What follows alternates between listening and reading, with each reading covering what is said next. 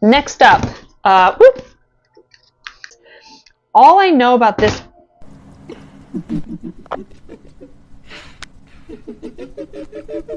Hey friends, I'm Sarah.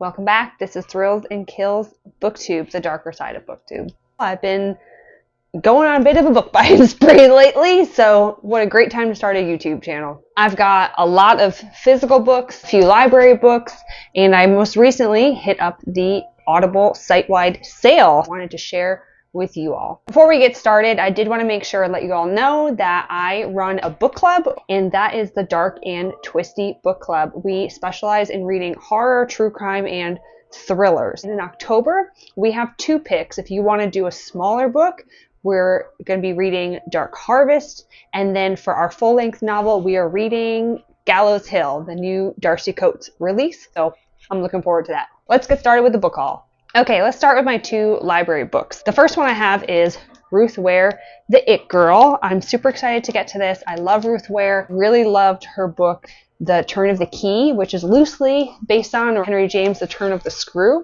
Got that up here. That's one of my favorite books. So this is a dark academia. Honestly, the fact that it's Ruth Ware's newest book, that's all I needed to know.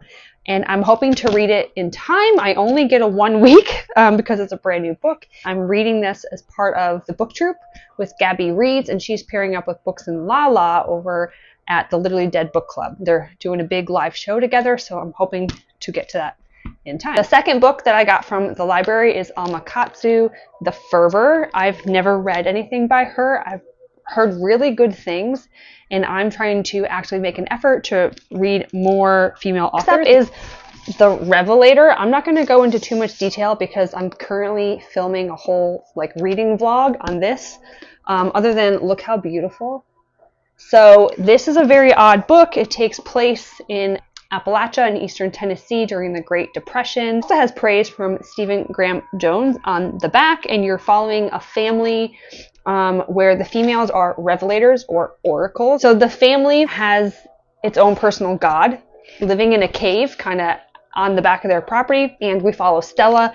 She's the main character, and she is an oracle. She is communicating with this god, but then her grandmother dies and shit kind of goes sideways. That's all I'm going to tell you. It's a very odd book. The god is called Ghost Daddy. We'll leave it at that. You'll have to tune into my book chat reading vlog for more details because it is just the oddest premise I've ever heard of, but it works. Next up is Notes on an Execution. Not a horror. I don't know if you could necessarily call it a thriller, or maybe it's just like a dark literary novel. I've been hearing a lot of good things on this one from some different YouTubers that I really trust their opinion. And I know that it is a gentleman, a serial killer who is on death row, and we are learning about his life story through the point of view of women around him in his life that were impacted by his actions. They're kind of explaining sort of what he went through. He didn't have the easiest life. Not that that justifies being a serial killer, but it's supposed to just kind of give you insight into his life, his actions, and his mind a little bit. And I've heard it just makes you think a lot. So I'm really excited for that. Last year, I read Mexican Gothic, loved it. And I was really excited to hear that the author, Sylvia Moreno Garcia, had a new book recently come out called The Daughter of Dr. Moreau.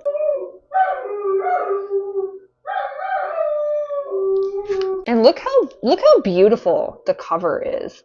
I just love all the colors. It's so beautiful. Bright and florally. So this is supposed to be sort of a reimagining or retelling of the island of Dr. Moreau, except for it's set in 1800s Mexico, which is a time period apparently I love reading about because I love Mexican Gothic, and then I recently finished The Hacienda, which you can't see it. I have it up there somewhere. And that also took place in 1800s Mexico, and I loved it. And I believe this is a little bit more science fiction than horror. I don't necessarily read too much science fiction.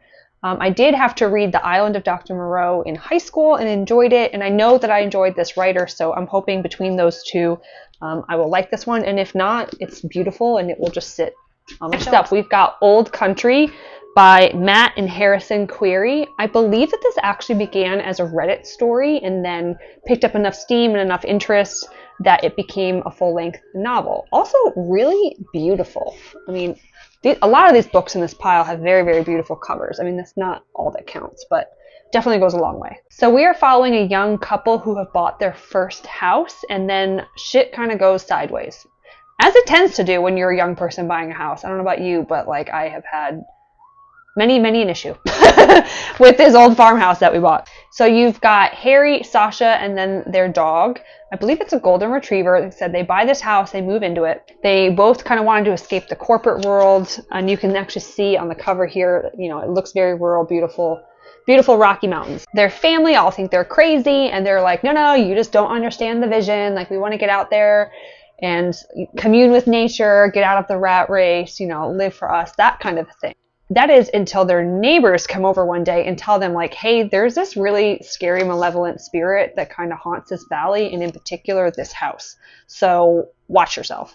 And apparently, with each change in the season, like, it finds new creative ways to haunt the people that it has attached to. And they're kind of like, no, we don't believe you. Like, you obviously just don't want outsiders moving here, whatever. You're just trying to run us out of town, until spring comes and they start being haunted.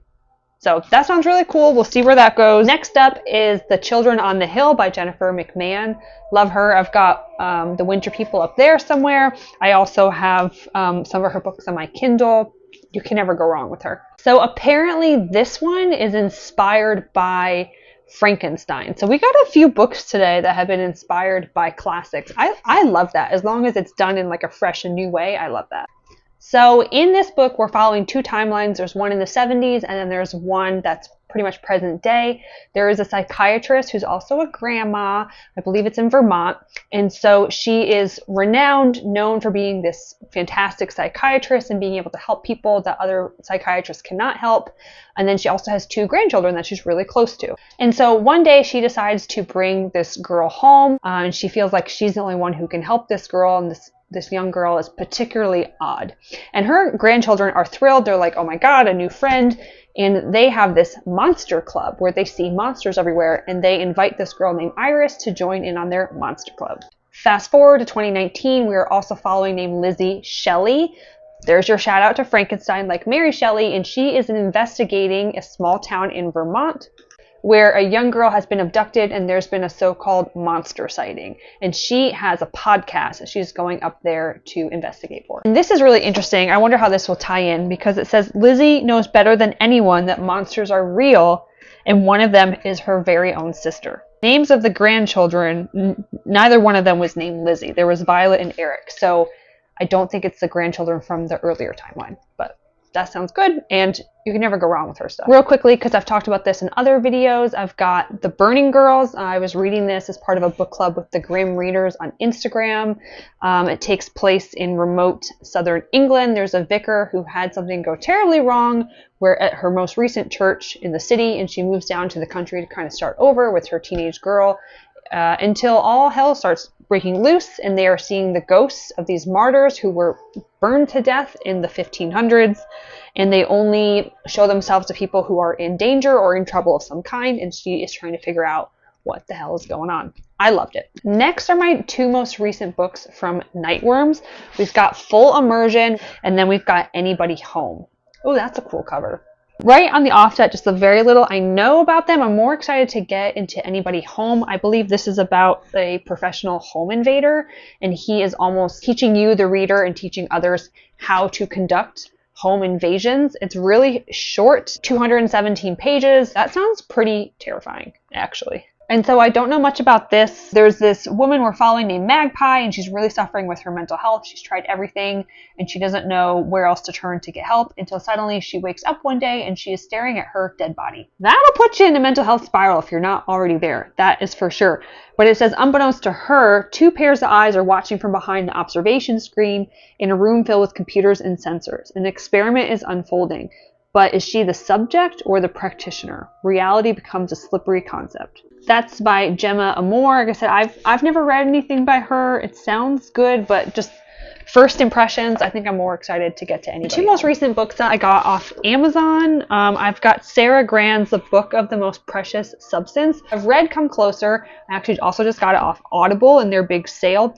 I really enjoyed it. It's been a while since I read it, but I liked her style, so I thought, okay, maybe I'll like this.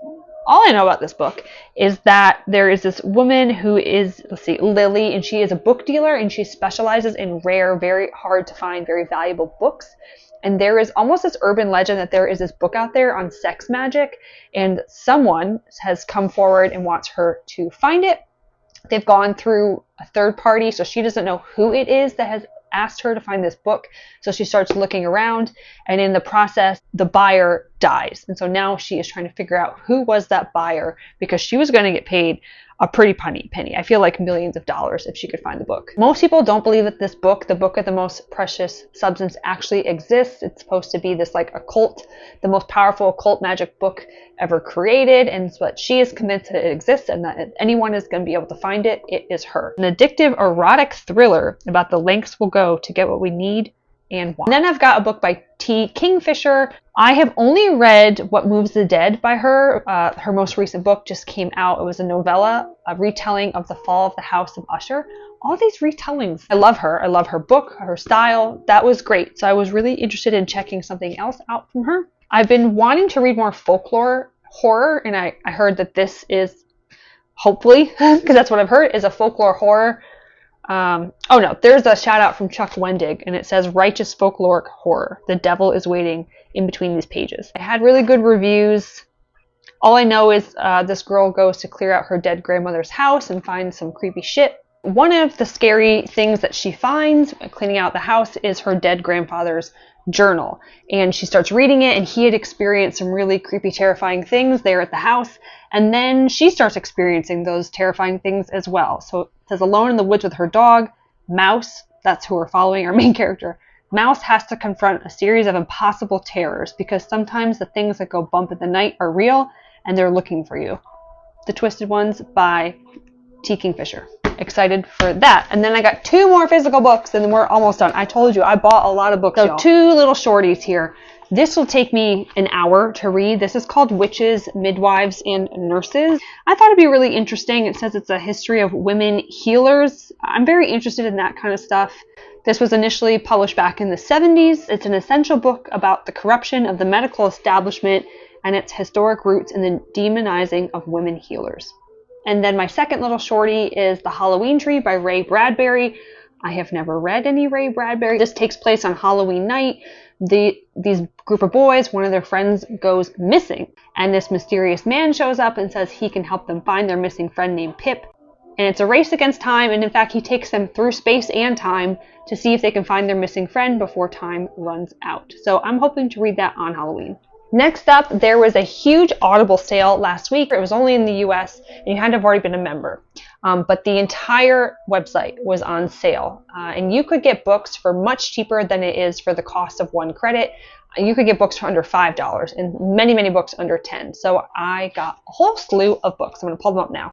So I got 7 books and it came out to around $40. The first one I got is Blackwater, The Complete Saga. In August, I read The Elementals, somewhere up here, The Elementals by Michael McDowell. Loved it. I think he's one of my new favorite authors. Unfortunately, he passed away in the 90s, but he is famous for being a Southern Gothic horror writer, including his Blackwater series. And I think it was $4 or $5, and you were able to get the whole series as one audiobook. Next, I got something called In a Dark Place, and it's by Ed and Lorraine Warren, as well as a few other co-writers, and it is about the true life events of one of their hauntings that they went to in Connecticut that then later inspired the movie A Haunting in Connecticut. I'm not convinced that they're real demonologists. I am sure that some of their stuff was made up, embellished, completely fake, who knows, but I think it'll be really interesting to read about what they did. But regardless, I think it'll be an interesting read, and it was very discounted during the sale. Then I have a book by Anya Alborn. I also have not read anything by her, but I have a few of her books kind of queued up in my Kindle. So I got Brother, and I got Within These Walls during the Audible sale. Now, I know Within These Walls kind of has to do with cults, and I love reading about cults. It's one of my favorite horror tropes or like subgenres. And I know that there is a man and his teenage daughter, and there is a now convicted leader of a cult who is in jail, and this man wants to write about him, about his story, about the cult, how he was able to convince people, and the gentleman agrees. This is the only time he's agreed to being interviewed, to be written about, but his only caveat is that this man has to go live in the house where everything went down, and apparently spooky shit starts happening, and he's got like an 11 or 12-year-old daughter with him. I didn't know anything about Brother. I put Within These Walls in my cart, and then it recommended Brother, and I thought, okay, well, if I'm getting one, Anya Alborn, let me get this other one. It's like $5. It says, deep in the heart of Appalachia stands a crooked farmhouse miles from any road. The Morrows keep to themselves, and it served them well so far. When girls go missing off the side of the highway, the cops don't knock on their door, which is a good thing, seeing what's buried in the Morrows' backyard. Okay, and it says, but Michael Morrow, 19-year-old, is not like the rest of his family. He doesn't take pleasure in the screams that echo through the trees. Michael pines for normalcy, and he's sure that someday he will see the world beyond West Virginia. When he meets Alice, a pretty girl working at a record shop in the small nearby town, he's immediately smitten. I love reading about stuff that takes place in Appalachia. I'm currently reading The Revelator, which takes place in eastern Tennessee, and I recently finished up The Exorcist House, which took place in West Virginia. I spent a lot of time there, vacationing in Appalachia, hiking, all that. So love a good spooky story that takes place there. The next book I got during the Audible sale was Rosemary's Baby. Now this one was a little bit more expensive. It was $8 versus many of the books I got were $5 or less. But it is narrated on Audible by Mia Farrow, who was in the movie. I've read online that she does a particularly great job at being a narrator. You know, not every book, even if it's a great book, the narrator on Audible can make or break it for you. It's unfortunate, but it is what it is. So I've read she does a great job. Next, I got Hill House by Richard Matheson, which is also a movie. I've been meaning to get to that for a while. I've seen the movie. That's a very classic horror movie, but I have not read the book. So the description says that for over 20 years, Belasco House has stood empty, regarded as the Mount Everest of haunted houses. Its shadowed walls have witnessed scenes of unimaginable horror and depravity. All precious attempts to probe its mysteries have ended in murder, suicide, or insanity. Now, a new investigation has been launched, bringing 4 strangers to Belasco House in search of the ultimate secrets of life and death.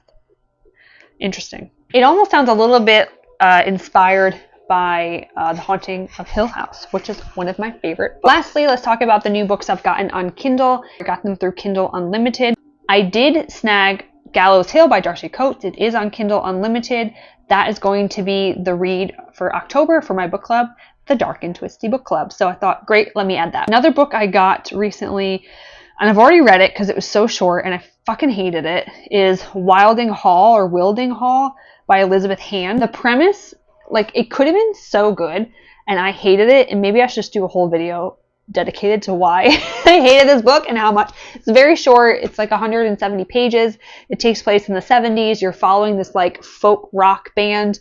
I almost get the vibes of, like Stevie Nicks, Fleetwood Mac from them, but they go to this remote town in England, and they go to this remote manor house to kind of all come together, no outside distractions, and record their next album. And shit goes down and someone dies. They tell you that in the beginning. Someone dies. But it is told through the perspective of every single person in the band. So that's 5 people in the band. Their manager, so that's a 6th person. One of the girlfriends, so that's a 7th person. One of the friends of the group who, she's just a friend. She's a budding journalist, so that's 8 people. And then some of the people in the town. So it's like 9 or 10 different narrators, but there's not enough differentiation. Like, it's all the same voice. They all sound the same POVs. It just says now this person's name. It didn't work. Moving on, I also got The Exorcist House.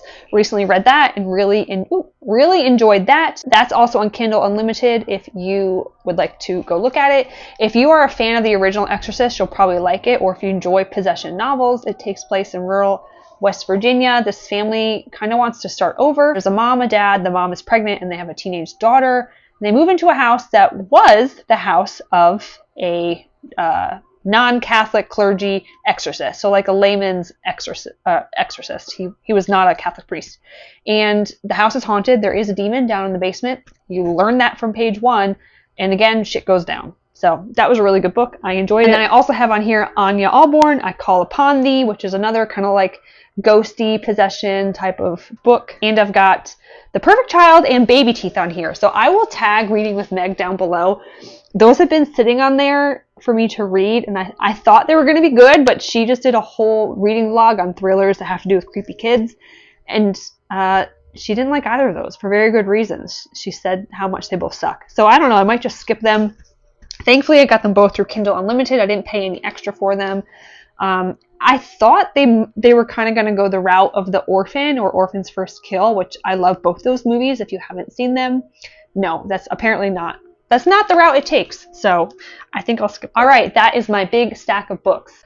That was 25 or 26 books, I believe. So hope you enjoyed this. That's kind of a glimpse into my reading style, what I like to get, how I read between physical, the library, Kindle Unlimited, and Audible. Again, I'm Sarah. This is Thrills and Kills Booktube. Brand new to Booktube, so thank you for sticking through to the end. If you've watched this far, I appreciate it. And if you want to join the Dark and Twisty Book Club and read either Dark Harvest or Gallows Hill with us, or read both and discuss them, I'll have the links for that down below.